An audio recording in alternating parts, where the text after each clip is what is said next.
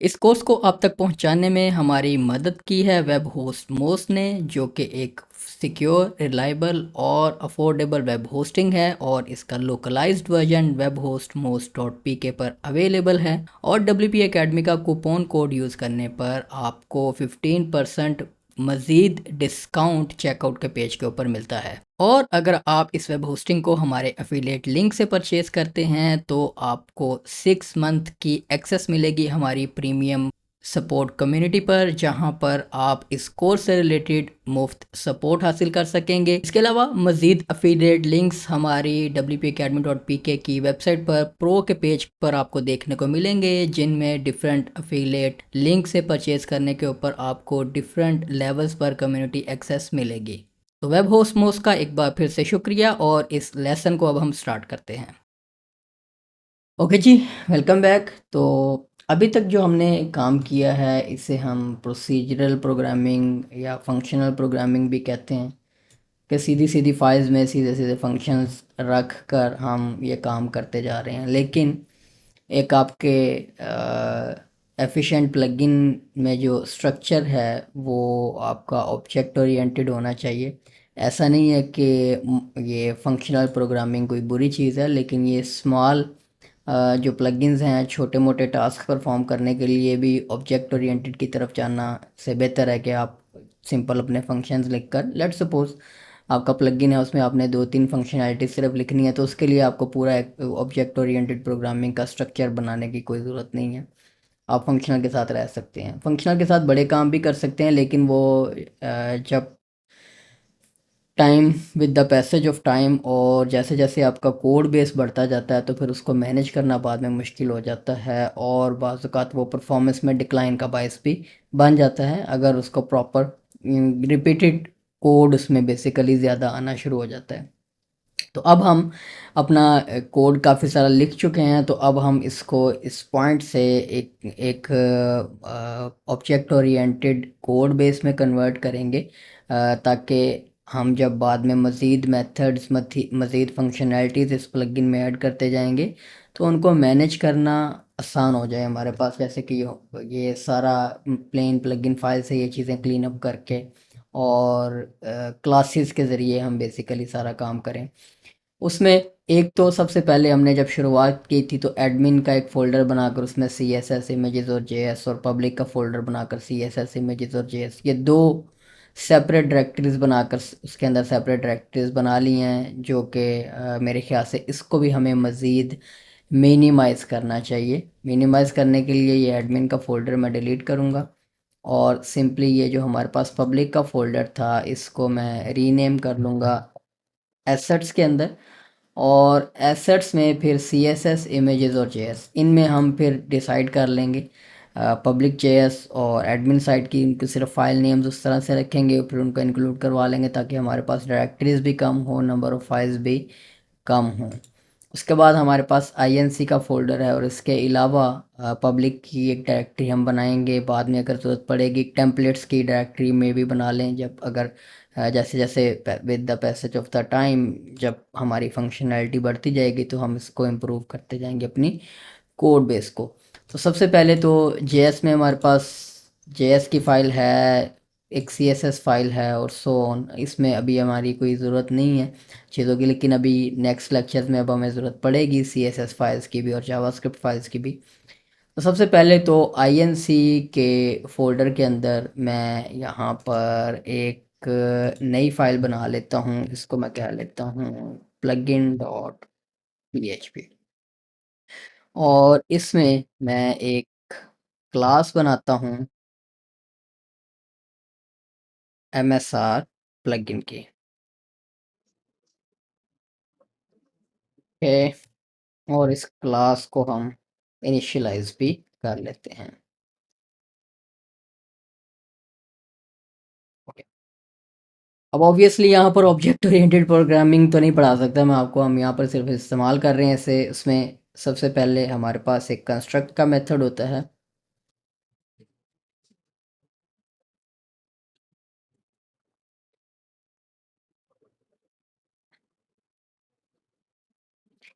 इसके अंदर अब हम जितनी भी हमारी फंक्शनैलिटीज़ हैं जो हमने रजिस्टर करनी है अपने इस प्लगइन के लिए, जिनमें ये admin menus, custom post types और वो सो सारे जो हमने काम सेपरेटली किए हुए हैं, उनमें से मोस्ट ऑफ द स्टफ हम यहाँ पर कंस्ट्रक्ट के अंदर करेंगे।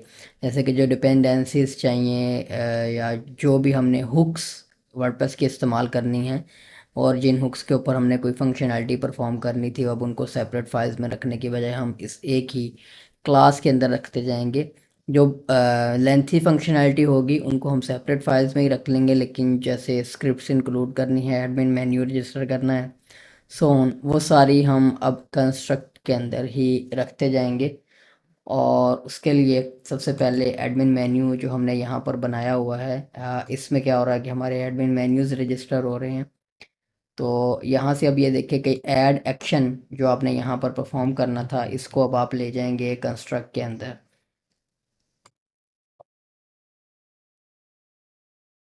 और अब इसमें थोड़ा सा हमारे पास डिफरेंस ये होगा कि सेकंड पैरामीटर में इस तरह से फंक्शन पास करने की बजाय हम एक एरे में पहले तो इस ऑब्जेक्ट को, इस क्लास के इस ऑब्जेक्ट को रेफरेंस करेंगे और उसके बाद उसे बताएंगे कि भाई इस हुक को इस फंक्शन को हुक कर दो, इसकी यानी कि ये हुक लोकेशन के ऊपर ये फंक्शन हमने एग्जीक्यूट करना है। लेकिन अब हम ऑब्जेक्ट ओरिएंटेड मेथड में आ गए हैं, तो उस वजह से हमें यहाँ पर डायरेक्टली फंक्शन नेम पास नहीं करेंगे, हम पहले उस क्लास के उस ऑब्जेक्ट को रेफरेंस करेंगे, उसके बाद उसका वो मेथड पास करेंगे। और अब यहाँ पर एडमिन मेन्यू में से ये जो हमारा फंक्शन है इसको हम यहाँ से कट करेंगे और यहाँ पर, और फिर हम इसे पब्लिक या प्राइवेट फंक्शन ऑब्वियसली हमने बताना होता है कि ये मेथड पब्लिक है या प्राइवेट है। पब्लिक मेथड होगा हमारे पास। प्राइवेट मेथड्स आपके जो इंटरनल यूज़ के लिए होते हैं वो होते हैं ये, इसको हमें पब्लिक रखना है ताकि इसको एक्सेस किया जा सके इसके अंदर। ओके, तो अब हम क्लीन अप करते हैं एडमिन मेन्यू की जो फाइल है, उसे अब हम डिलीट कर देते हैं, वो अब हमें नहीं चाहिए। और यहाँ से भी हम इसे रिमूव कर देते हैं, स्टेप बाय स्टेप चलते हैं ताकि अगर कहीं पर एरर हो तो हमें वहीं पर पता लग जाए और हम उसको रिजॉल्व कर लें। इसको अब हम कह लेते हैं मेन प्लगइन क्लास, और यहाँ से सिंपली हमारी जो मेन प्लगइन की क्लास है उसे हम इंक्लूड कर लेते हैं और आहिस्ता आहिस्ता ये सारा हमारे पास क्लीन अप होता जाएगा। इसको हम यहाँ पर हमने इसका नेम रखा हुआ है प्लगइन डॉट पीएचपी। अब हम इसको टेस्ट भी कर लेते हैं। ओके, तो हमारे पास मेन्यू मौजूद है उसी तरह से, इसका मतलब है कि हमारे पास जो पहला स्टेप है वो सक्सेसफुली एग्जीक्यूट हो गया है। प्लगइन की क्लास के अंदर हमने यहाँ पर मेन्यूज़ जो हैं वो क्लास के अंदर मेथड के थ्रू रजिस्टर कर लिए हैं। साथ अब हम कमेंटिंग भी करते जाएंगे ताकि हमें पता रहे कि कहाँ पर हम कौन सा काम कर रहे हैं। ओके, अब उसके बाद ये कस्टम पोस्ट टाइप है रजिस्टर करने के लिए, इसको भी आप क्लास के अंदर लेकर जा सकते हैं।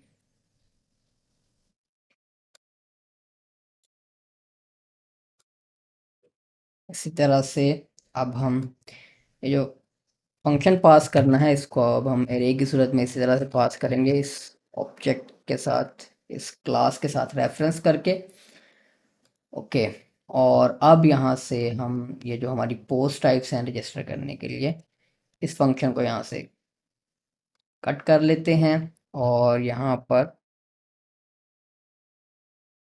ओके जी, और ये हमारे पास पब्लिक फंक्शन, अब ये हमारे पास मेथड आ गया रजिस्टर प्रोजेक्ट्स पोस्ट टाइप, ये हमने यहाँ पर ऑलरेडी इसको पास किया हुआ है।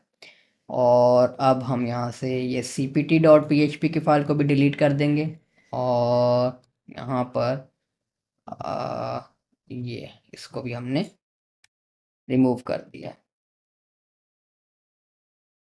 ओके, तो कस्टम पोस्ट टाइप भी हमारे पास उसी तरह से अवेलेबल है, यानी कि हमारा ये काम जो है वो यहाँ पर चल रहा है। ओके, उसके बाद स्क्रिप्ट्स ओके। अब इसमें भी आप क्या कर सकते हैं कि एडमिन स्क्रिप्ट्स के लिए और फ्रंट एंड स्क्रिप्ट्स के लिए सेपरेट मेथड्स या फंक्शन जो है वो बना सकते हैं। और स्क्रिप्ट्स वाले को सबसे टॉप पर रखता हूँ मैं। एडमिन स्क्रिप्ट्स, इसको मैं क्या लिखता हूँ, से देख लेते हैं हमने इसके नेमिंग अगर रखी हुई है। ठीक है, हमने रखे हुए हैं एडमिन स्क्रिप्ट्स और फ्रंट एंड स्क्रिप्ट्स हमने रखे हुए हैं नाम उसके। ओके।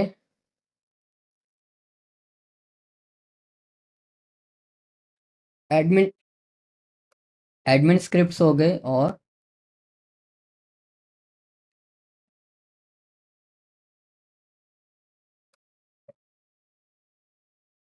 पब्लिक स्क्रिप्ट्स हो गए हमारे पास। ओके। अब यहाँ से सिंपली हमारे पास एसेट्स का फोल्डर आ गया हुआ है, सी एस एस में admin dot C S S और एसेट्स में जे एस में एडमिन डॉट जे एस। इसी नेमिंग के साथ हम फाइल्स रख लेंगे। और एसेट्स में ही हमारे पास public dot C S S है और एसेट्स में ही हमारे पास पब्लिक डॉट जे एस है। तो सी एस एस में public dot C S S के साथ साथ admin dot C S S और जेएस में पब्लिक डॉट जेएस के साथ साथ एडमिन डॉट जेएस। तो ये फाइल्स हमारे पास आ गई। ओके, अब हमने इन दोनों एक्शंस को, इन हुक लोकेशंस को यहाँ से कट करना है और हमारा जो कंस्ट्रक्टर है उसके अंदर हमने इसको रख देना है। ओके, तो यहाँ पर अब हम इसे कट करेंगे और दिस मेथड एंड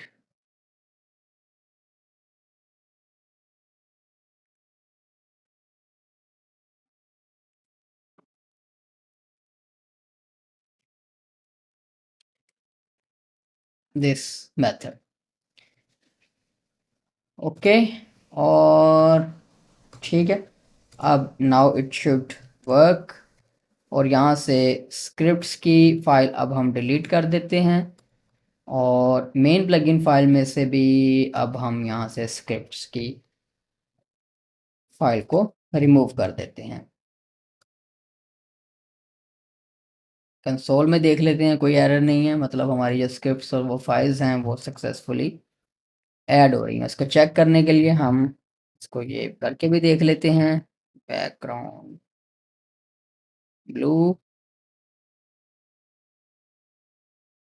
तो ये हमारे पास काम कर रही है।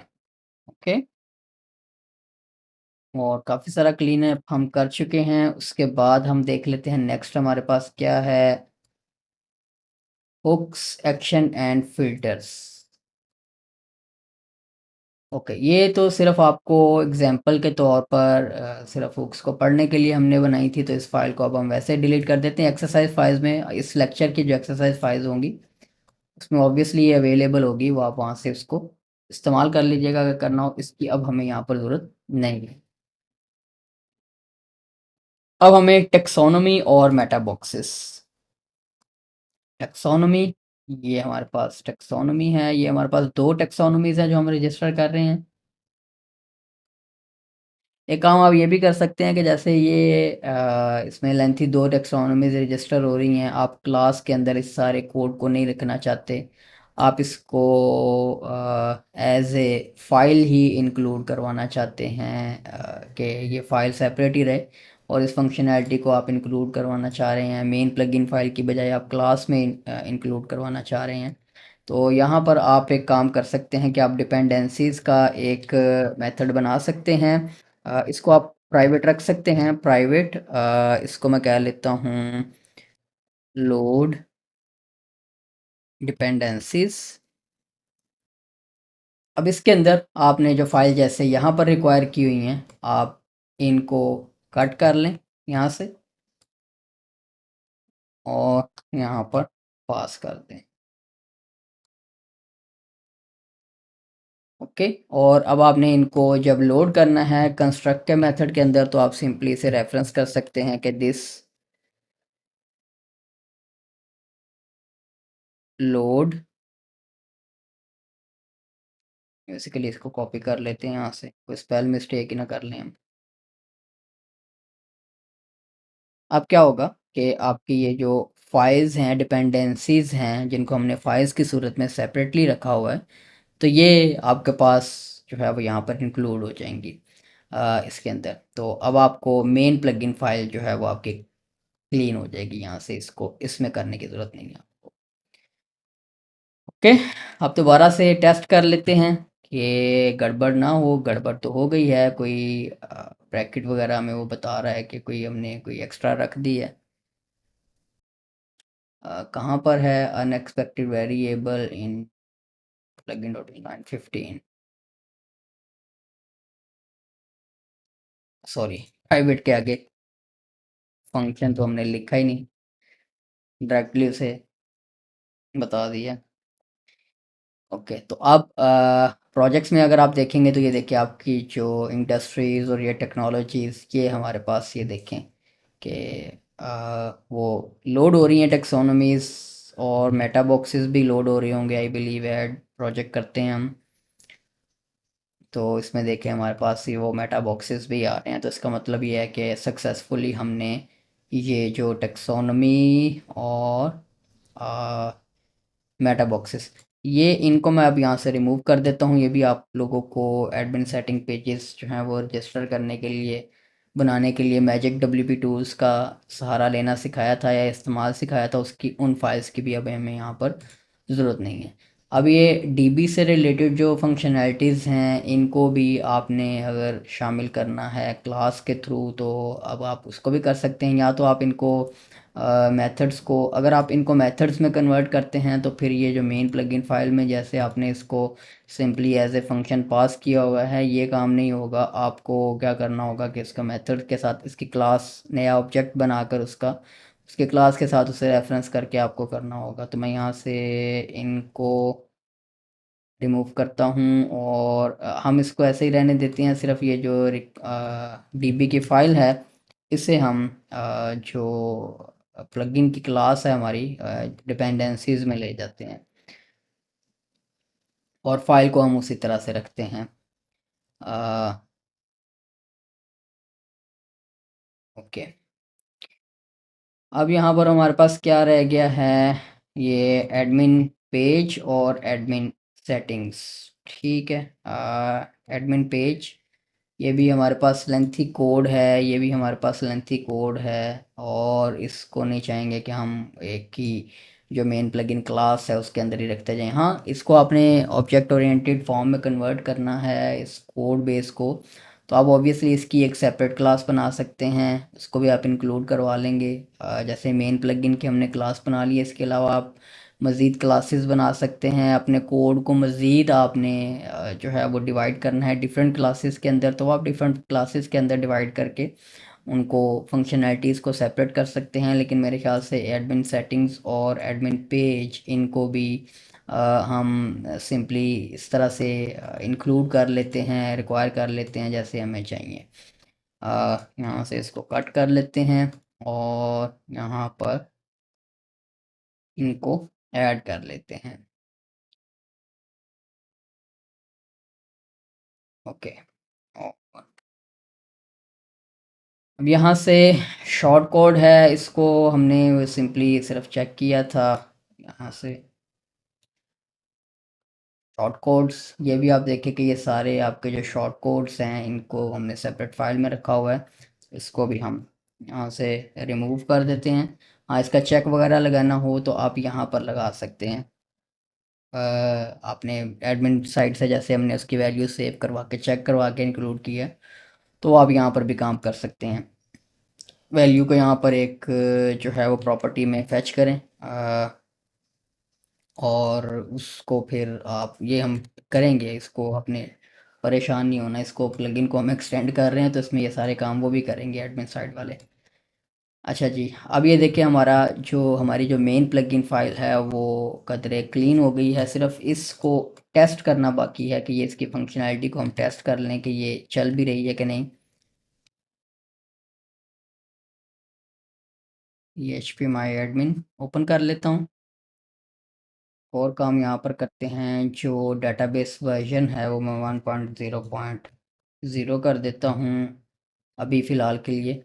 और ये हमारे पास डब्ल्यू पी प्लगइन, इसमें ये रिएक्शंस डिलीट कर देते हैं और प्लगइन्स में आते हैं, इसको डीएक्टिवेट करते हैं, एक्टिवेट करते हैं।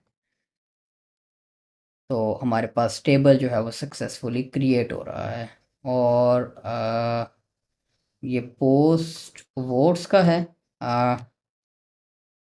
इसको मैं रीनेम कर लेता हूँ, कहाँ गई db.php की फ़ाइल, और इसको मैं वोट्स ही कह लेता हूँ सिंपली अभी।